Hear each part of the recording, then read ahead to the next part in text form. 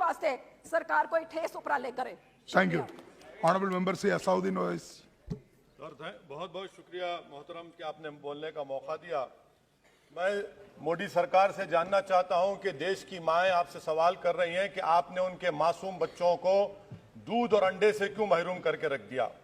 देश का वो ट्रक ड्राइवर जो नौजवान है आपसे सवाल कर रहा है, उसकी आमदनी 2014 से नहीं बढ़ी मगर उसके खर्चे डबल हो गए।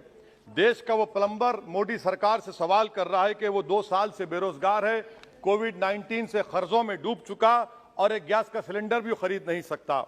मोदी सरकार से देश की 50% आबादी जो नौजवानों की है वो उससे सवाल कर रही है कि हम 50% तो हैं मगर 28% बेरोजगार क्यों हैं। आपने हमारा मुकद्दर बेरोजगार क्यों बनाकर रख दिया। वो आज देश के आंगनवाड़ी वर्कर मोदी सरकार से सवाल कर रहे हैं कि हम 4,500 रुपये महाना में कैसे जिंदगी गुजारेंगे और साथ ही साथ हमको कहा जाता है कि हम फ्रंटलाइन वर्कर बनकर रहें। देश की माएँ आपसे सवाल कर रही है मोदी सरकार से कि उज्ज्वला योजना के सिलेंडर जो 2015 में कीमतें थी वो डबल हो गई, आज वो कीमतों को सिलेंडर को रिफिल नहीं करा सक रही हैं। सर वो आज गरीब घरों की महिलाएं देश के प्रधानमंत्री से सवाल कर रही हैं कि जो कॉस्ट ऑफ बेसिक ग्रोसरीज था वो 68% इजाफा क्यों हो गया। मोदी सरकार को उसकी खबर है या नहीं। आज इस देश का मजदूर मोदी सरकार से सवाल कर रहा है कि 2015 से उसकी तनख्वाहों में सिर्फ 22% इजाफा हुआ है मगर price of essential food item से 50% इजाफा हुआ है। सर देश का गरीब जो आज भूखा सो रहा है वो देश के प्रधानमंत्री मोदी से पूछ रहा है कि मैं रात में और मेरे बच्चे भूखे सोते हैं मगर देश में 215 बिलियनर पैदा हो गए, कब तक गरीब का पैसा बिलियनर को जाएगा। वो गरीब मोदी सरकार से सवाल कर रहा है। देश का नौजवान मोदी सरकार से सवाल कर रहा है कि मैं खेतों में काम कर रहा हूं, मेरी तनख्वाह में इजाफा नहीं होता और मेरी उसमें इजाफा होता है। PLFS सर्वे कहता है कि 42% से आज 45.6% नौजवान खेतों में काम कर रहे हैं। क्या मोदी सरकार जानती है कि नरेगा में फाइनेंशियल ईयर 22 में 8 महीने में 90 मिलियन लोग काम कर रहे हैं। क्या यह इकोनॉमी अच्छी है या इकोनॉमी की बर्बादी को बताता है। क्यों आपने अब तक 15 रियासतों को 4,700 करोड़ रुपये बकाया नहीं दिया मनरेगा। सर वहीं पर एक फौजी टूटे दिल के साथ देश के प्रधानमंत्री से पूछ रहा है कि आखिर आपने 8 साल में देश की इकोनॉमी को बर्बाद कर दिया, इसीलिए आपने अग्निवीर को लाया। आज वो सिपाही का दिल टूटा हुआ है जिसने अपनी जवानी चीन और पाकिस्तान के फौजों के खिलाफ आंखें डालकर खड़ा हुआ था। आपने इकोनॉमी को बर्बाद कर दिया और अग्निवीर देश के नौजवानों को मुकद्दर बनाकर देश की सुरक्षा से आपने खिलवाड़ किया है। देश के मासूम बच्चे जो स्कूल को जाते हैं देश के प्रधानमंत्री से पूछ रहे हैं कि प्रधानमंत्री जी आपने हमारे किताबों पर पेंसिल पर पेन पर 18% GST क्यों लगा दिया। सर देश के इकोनॉमिक एक्सपर्ट्स प्रधानमंत्री से पूछ रहे हैं कि हमने कानून बनाया कि कंज्यूमर प्राइस इंडेक्स 2 और 6% के दरमियान होगा, आखिर क्यों वो 7% हो गया।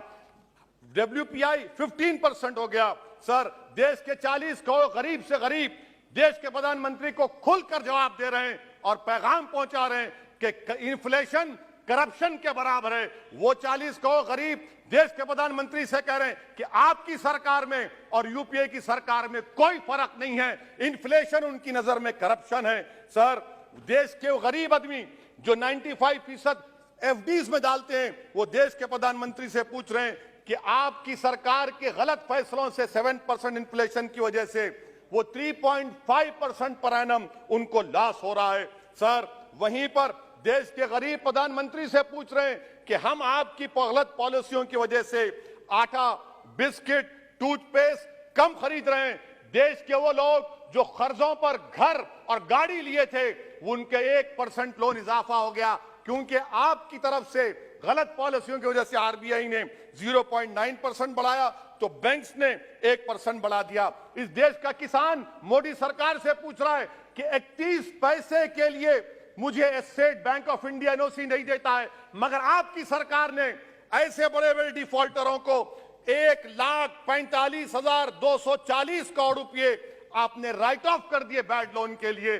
देश का गरीब देश के सर आई एम कंक्लूडिंग देश का गरीब देश के प्रधानमंत्री से पूछ रहा है कि आखिर वो कौन सा बड़ा सरमायादार है जिसका नाम ए से शुरू होता है। 14,000 करोड़ दिया जाता है, 12,000 करोड़ दिया जाता है, एनपीए होता है, ये कब तक ये स्कैम होगा? देश को आप बेवकूफ बनाते रहेंगे। Sir, FD rates 0.1% risen, but banks is making 0.8, 0.8%. What is this? And in conclusion, sir, मैं खत्म करने से पहले याद दिलाना चाहता हूं कि हमारे फाइनेंस मिनिस्टर ने किसी एक बजट स्पीच में एक शेर पढ़ा था, यकीन हो तो कोई रास्ता निकलता है, हवा की ओट भी लेकर चिराग जलता है।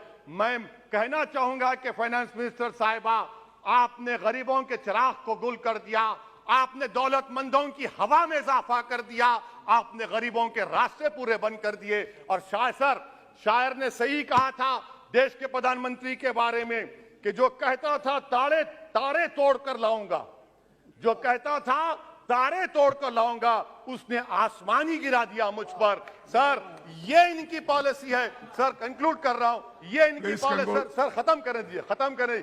ये मोदी सरकार की पॉलिसी है। देख लीजिए सर, सिर्फ 50 एमपी बैठे, इनको प्राइस राइज से मतलब नहीं है, मगर देश की जनता का आक्रोश समझिए, गुस्सा समझिए।